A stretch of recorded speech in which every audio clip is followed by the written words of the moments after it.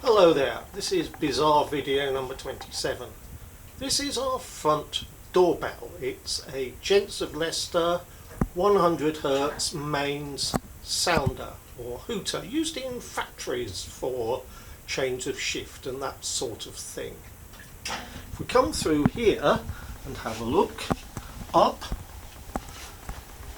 you will see the little box I made which contains the mains relay and the innards out of a Nokia phone charger to provide a 5 volts supply.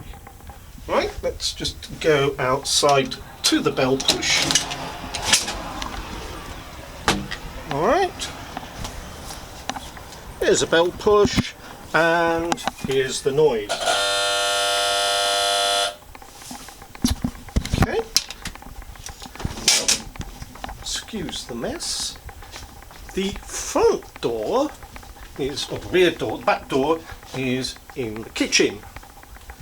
And this, just put the light on, there you go, similar box, focus your arm to provide the 5 volts to the bell push, 240 volts going in from a plug, and a gents mains fire bell, which is loud enough to be heard throughout the whole house, if not the neighbourhood.